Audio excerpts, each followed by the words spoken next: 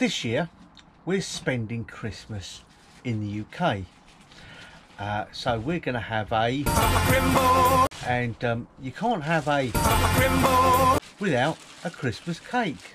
And yes, you can bake in a motorhome and you can bake a Christmas cake. Let's show you.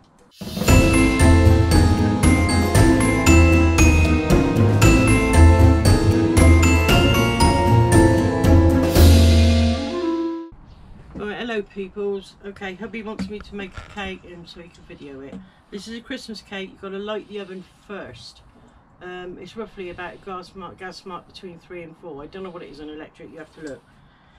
Right, first thing you start with, butter, obviously. Soften it up as much as possible. All the ingredients amounts, hopefully Gary's putting it up for you. So you've done the butter, now you've got to add the brown sugar. So you add it in and you just stir it till it goes soft. So, oh, went a bit far then.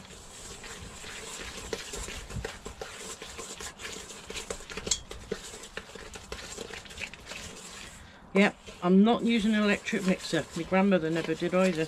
Hey, I did have one, it blew up. But this works just as fine.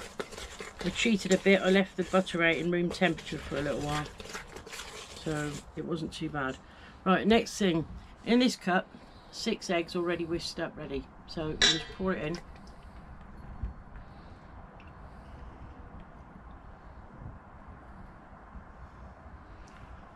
Can you put that on the side please? Right, it's going to take a few minutes this, because it's got to be all whisked till the eggs are sort of like in the mixture, so it don't look good at first. I've seen a lot of people do it. If it carries on like this too long, you just start adding a little bit of flour a bit at a time, and that will start giving it something to go to.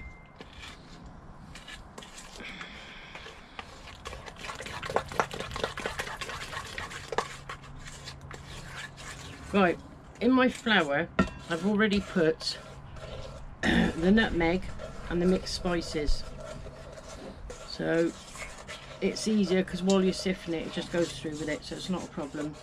You must sift your flour unless you want lumps, of course. Right, I lost my sieve, there it is. Right, so as I said, if you do a little bit at a time, it's a lot easier, so it helps you bind it. That way you don't end up with major lumps either.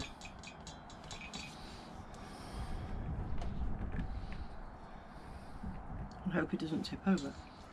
Right, so I've added a bit of flour. It should start pulling it together a bit, but you just do a little bit at a time. You want to try and get rid of as much of the lumps as possible.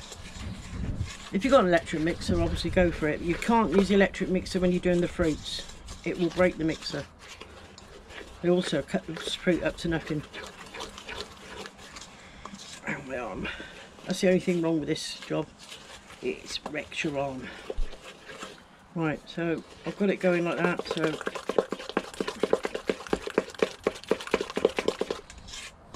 right, add some more flour. Believe it or not, it's quite heavy already. Imagine what it's going to be like with the fruit in it.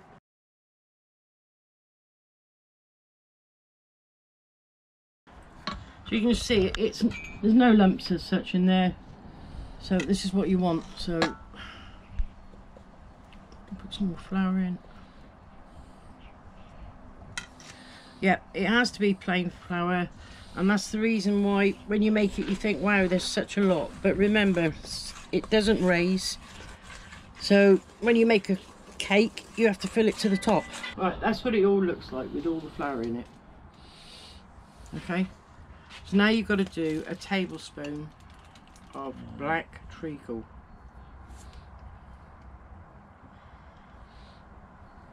Don't have to be exact, it's horrible to work with, I can assure you now. Can you pass me a teaspoon please? Shut up, Ellie.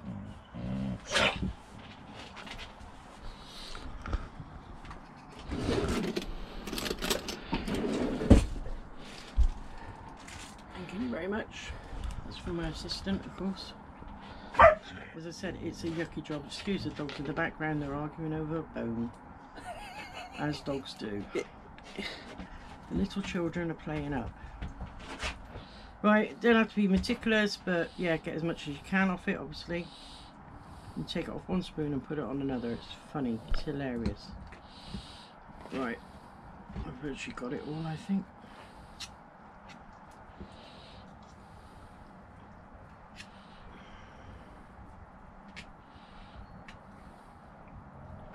Oh, what yuck stuff to work with, I'll tell you.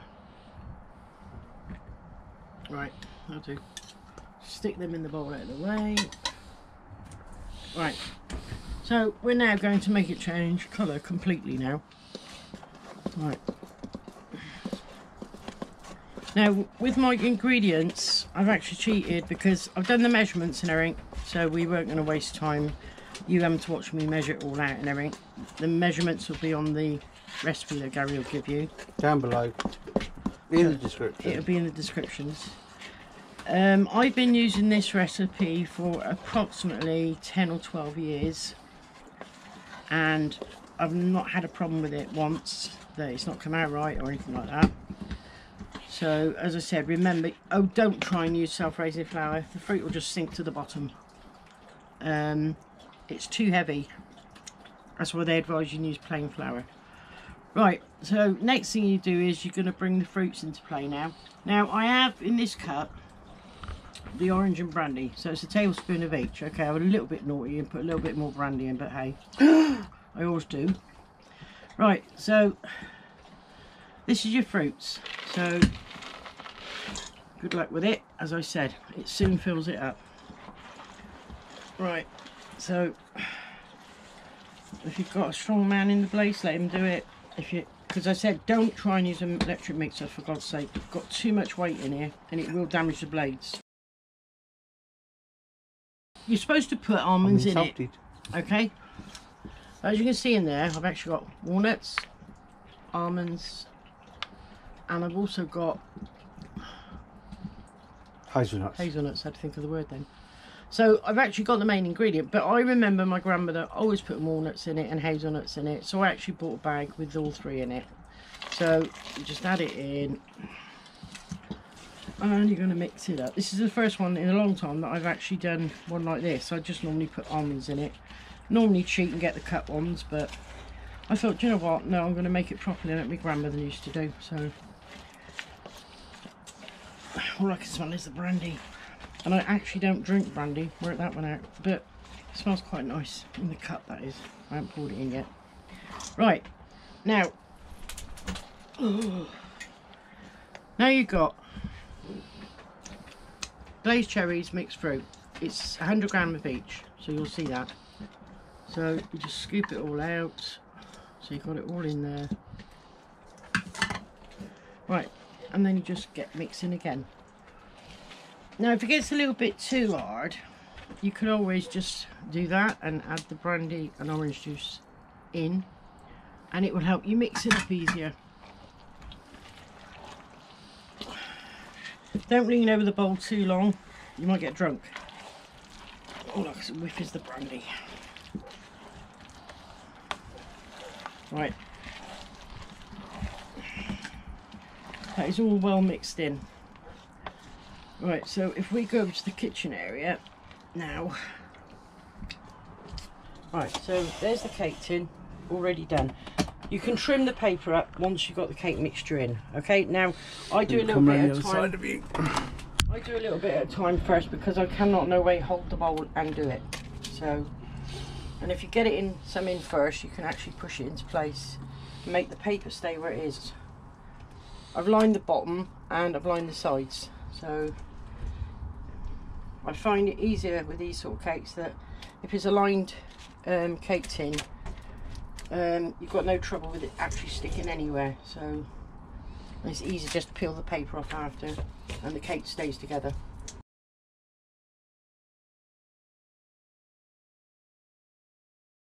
Make sure you push it right up to the edges so it does fill the cake tin. That's what you want. I know it'll melt and mould into it, but Just make sure you got it mixed in so the big stuff's there as well. I've been making these Christmas cakes. I didn't make it in the first year because we only had a small motorhome. But for the last 4 years I've been making them in the RV. Could you have done it in the motorhome though? No, the oven was too small, wasn't it? Oh, the oven was too small. I've been making them in the house for, oh God, we've been married, I want to say 14 years, I'm sure it is. No, 13 years, we'd get a 14. So I've been making it in the house for all the time, except the last 5 years, well, 5 and a bit years now, that we've been living like this. So it can all be managed and done. There. Now that should take you to a fairly nice sized, pretty level cake. Right, let me just get my doofer out. Me doobie doofer.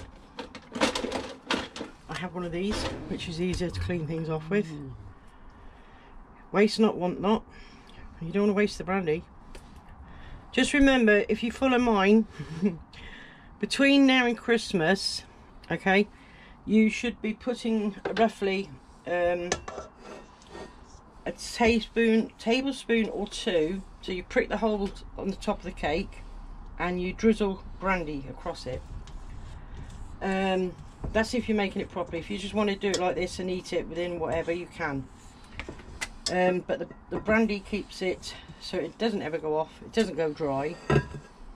But if you do like I do, for God's sake, don't let anybody drink and drive on the day that you're don't let them drive on the day you're eating the cake, for God's sake, because they can be pretty potent. Right, so that's 99% as much as I can get out of it. So I've left a fairly clean thing. Excuse fingers, they are clean, but I don't want to waste any. Right, so just to make sure, push it around a bit, flatten it all down so it's nice and level. And every time we park up, sometimes the cooker's level, sometimes it's not. You'll tell when you get it out of the oven. If it looks lopsided, it's not level. We get that quite a bit. Right, so voila, now we're just going to put it in the oven. Right, so I've lit the oven like I said. Oh shit, no, hold on. I better trim that off, sorry. Don't really want a fire, do we? So if I trim this off. You can't go by our oven because it's an American one. And still got Fahrenheit on it. 300 degrees you got it set at. Our cooker plays up a lot. It goes up and down and does weird things, but I'm used to it now. I admire all these people that have got the English ovens put in their RVs. Me, if I had my way, I'd have an Aga, because I just love baking and stuff. So with grandkids and everybody, yeah, you've got reason to. So kids have always loved my cakes and stuff. So right, here we go. So that's what it looks like. So show them what it looks like in the light. Right, so that's what it looks like. Now I'm putting it in the top of the oven because I have no choice. But because I've put it in the top of the oven, I'm going to have it on 250. I don't know what that is in gas. I'm going somewhere between 3 and a 4 maybe, hopefully. It needs to cook slowly. It has to bake really slowly. That's the idea, that you don't dry it out. And then when you've got to a stage where you can't find anything like me, 1 second, there it is. Right, okay, I cheat. I use a skewer, barbecue skewer, and you just pierce it into the cake to check. If it comes out that the thing's fairly dry, then you'll know it's cooked in the middle. If it comes out slightly damp, as in there's something sticking to it or whatever, you'll know that it's not cooked, so you have to wait. Alright, we'll get back to you when it gets cooked. How long before you first check it? Oh, nearly an hour before I check.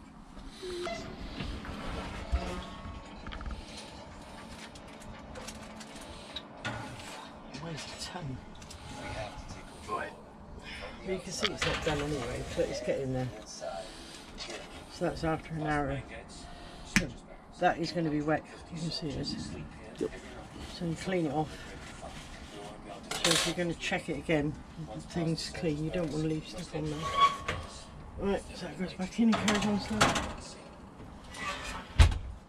For another... It's going to take at least another hour or two.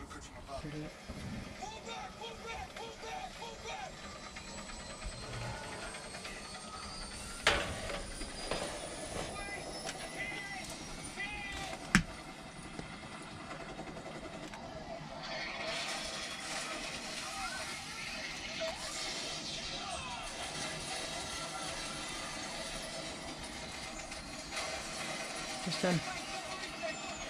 So that's cooked. So you've got to leave it cool now and then tip it out and take the paper off to let it breathe and cool down. But not yet. Right, so that's from yesterday, all cooked, nice, came up lovely. So now all I'm going to do is make some holes. Apparently one of the prongs is off on this fork. Now you know.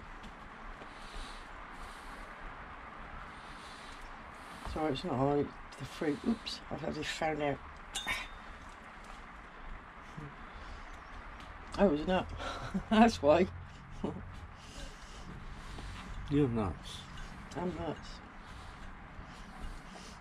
Well, it doesn't matter that you do this, the brandy will soak into the holes, into the cake. When you marzipan and ice it, it'll hide it all anyway. And then we've got a stupid dog making a noise because she's not centre of attention. Ellie, shut up. Right.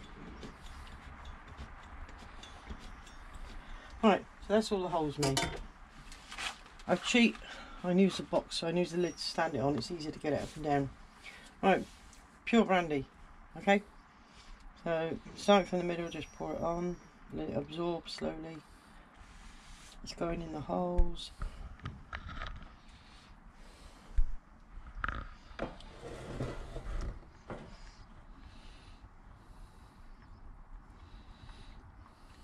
And you can see why about you can't drive when you've been eating this cake. Right, so you do that. Now I do it roughly about once every week to 10 days. So between now and Christmas it'll get about 5 or 6 Dunkins, if not more. Right, so all you do now is just, without shutting it, just lift it off so it'll carry on doing what it's got to do. That's it. You can turn it off now. We'll pick this up again very close to Christmas when Anne is going to cover it, well, ice it for the marzipan and ice it, and so yeah, we'll look forward to that. Hope you enjoyed the video, and if you liked it, give us a thumbs up, greatly appreciated. And if you haven't done so already, please click the subscribe button down below, and don't forget to press that bell icon for notifications of when I upload my next video. Until then, take care.